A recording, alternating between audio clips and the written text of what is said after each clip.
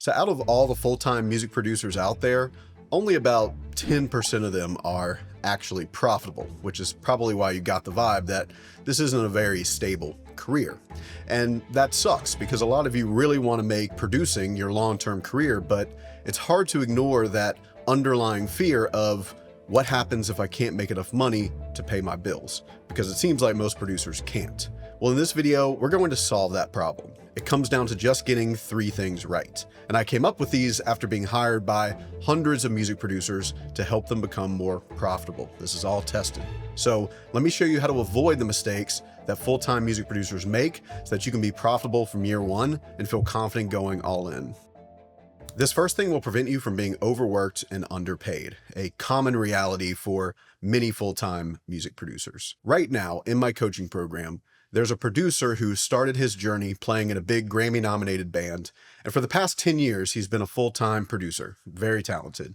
You probably wouldn't be surprised to learn that he is fully booked with paying projects for the next 3 months straight. But what will surprise you is that he doesn't know how he's going to pay rent this month. So how does a producer who's super talented end up working 24/7 but still struggle to pay their bills? And the answer is they accidentally undercharge. This happens because their rates change based on how they feel and how bad they need the work. If they're coming out of a dry spell and new projects are finally starting to come in, then they feel like they need to take what they can get. So it's $500 here and $1,000 there. And sure, I'll do that for $750. And they build up a bunch of work debt, projects that they owe, but without considering the economics of what their business actually needs to function. When I break down their numbers, they think they're getting $50 an hour because that's what it says on their website. But in reality, when everything is factored in, they're making like $10 an hour. Now they're trapped because they still need more money now, but all of their time is already accounted for. It's like they're running a Ponzi scheme on themselves, constantly bringing in new work to make up for undercharging on past work. But there is a simple way to break this cycle. All you need to know is one number, a number that, if you use it as a guide, will ensure that you never experience being busy yet completely broke. It's called your MHR, or minimum hourly rate. I've written out the exact steps to calculate yours in the description of this video. So if you want to know your MHR, go check that out. Using it is pretty easy. So let's say you're quoting a project that you estimate to take 25 hours and your MHR is $32. Then the lowest you can charge for that project is $800.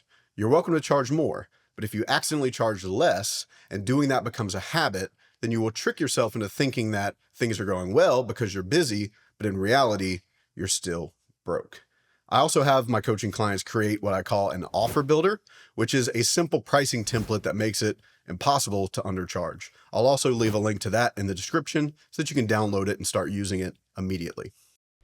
Knowing what to charge will be easy for you now, but how do we actually get clients to pay the rates that we need to earn? Because most full-time producers still struggle with this and feel like no one values their work. I'll show you how to fix that. Imagine that you are shopping for a car. However, the sales guy won't let you see the inside of the car. You have to make a decision solely based on how the car looks from the outside. And despite that, you go ahead and decide to buy the car anyway. You get the keys and you open the door and you discover that, wow, this car actually has a luxury interior that looks like it's worth 10 times what you paid for it. You'd be pretty stoked, right? That's an awesome surprise. But this is actually a bad thing, because think about how many people didn't buy that car because they never got a chance to see the interior. And if they had, then they probably would have bought the car.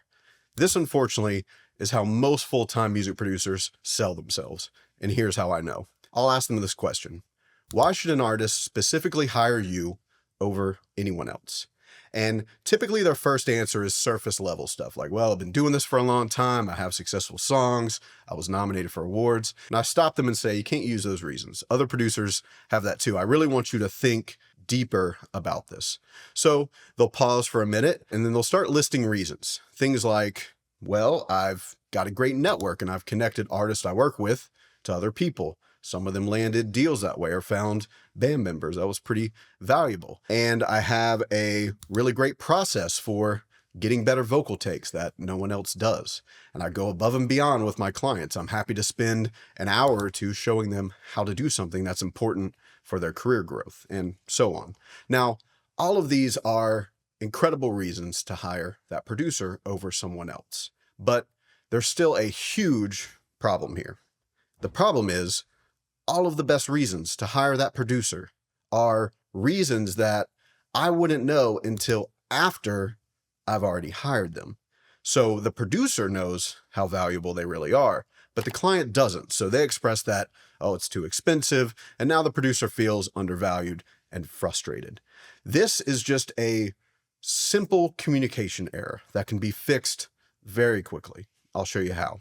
Start by making a list of 50 reasons why clients should work with you specifically. You have to put 50. This is going to make you dig really deep because after about 10, it gets really tricky. Ask your friends, collaborators, or clients if you need some help coming up with ideas. And once you have your list, here's how to use it. The next time that you are talking to someone about doing a project, before you go into pricing or send a quote, I need you to ask them enough questions to find out 3 goals that they're trying to achieve and 3 problems that they've been having as it pertains to their career in this project, and write them down as you're having this conversation. Now, at the end of the conversation, when you go to explain your process and fees, I want you to bring up some of those reasons to hire you from your list and connect them to problems or goals that the artist told you about in the call. I'll give you some examples so you can see what I mean. You may say something like, hey, you mentioned the last producer you worked with wasn't very collaborative. So when we work on the track, I have a process that ensures we start with your feedback first every session. Does that sound good? Cool. And I know you mentioned that you're confused about what release strategy to do because there's just too much info out there. So when we're done, I'll just connect you with my buddy John, who can consult you on which one to choose. I trust his opinion. Will that help? Awesome. And you said a goal of yours was to expand into playlists in different territories, right?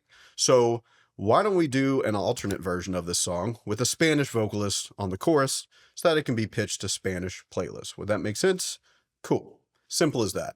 It sounds kind of funny when I'm just reading out examples, but do you see how much more valuable and clear that kind of communication sounds? Even new producers can communicate this way on smaller projects, and it works just as well. Remember that you're not selling them anything different than you would normally do as a competent producer. You're just hearing them out and then bringing some of those reasons to hire you up to the front before they make a decision, so that your value is clear.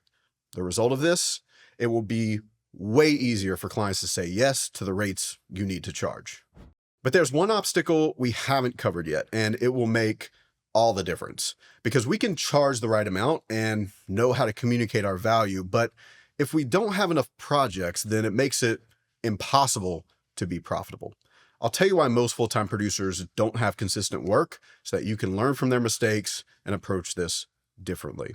So there's actually a great reason why most people think that this career requires luck. And it's because in the past, that was 100% true. Most full-time music producers go full-time mainly due to luck. At least that's what I've discovered. And you're welcome to be jealous of that, but you'll see here in a second why they're not always that lucky in the end. This is the most common story that I hear. And again, I've had this conversation with literally hundreds of producers over the past decade. The first thing to know is, yes, they're talented and they do work hard. No one is getting a free ride. But what tends to happen is that they either are in a band that gets some traction, so people know them and want to work with them through that, or they assist at a studio and clients come in through someone else's studio, or they go to a school like Berkeley or Full Sail and other students become their first clients, or maybe they just move to a music city when they were younger and just fall into a group of peers. And none of those things are bad. I could recommend doing all of those things, but here's what happens down the road. Because all of their paid projects came from within their network, they never really have to think about sourcing more projects outside of that network. And what happens every single time is over the years, their client base starts to thin out. people move, start working with other producers, or start doing stuff themselves, or have kids, get married, and quit music entirely. And then the producer comes to me 8 years into their full-time career and is freaking out because they don't know why they aren't getting work anymore. So let me show you what to focus on so that you never fall into that trap, despite whether or not you have a great network. Whenever I audit a producer's business, I will ask them 2 questions that instantly tell me everything I need to know. The first question is, how many projects do you need every month to meet your goals? And they may say something like, I need 5 projects at $1,500 per song. Okay, so then I'll ask the second question. How many artists or potential clients are you meeting on a monthly basis? And because their past clients have just been people in their network, the number they tell me is almost always way too low. Maybe they're meeting 2 or 3 new artists every month, although the most common answer I hear is actually 0 to 1. Let's do some simple math. In order to land 5 songs every month, they at least need to send out probably 8 to 10 proposals or quotes. I know that some of those spots will be filled by the few clients they have left in their network.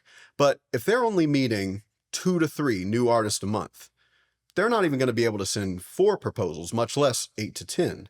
They're trying to fight math, and math always wins. So what do they do to solve this problem? Usually they don't do anything. They just wait and hope the situation changes, which is why when a new project comes along, they get desperate and undercharge. Flashback to the first point I made in this video. But I think you can see here that there's an obvious solution. If we aren't meeting enough artists, then we aren't sending enough proposals, which means we aren't getting enough projects. So we have to go expand our network. Be careful not to get too prideful about having all of your work come from word of mouth. I've seen that mindset keep a lot of producers broke. Instead, be prideful about having the ability to control your inflow of paid opportunities. And if you want to learn how to easily figure out which activities to focus on and exactly how much effort you should be putting in to land the amount of projects you need, then watch this next video, because in it, I will break down the entire formula for a real producer we took from 0 to paying their bills in just 12 months.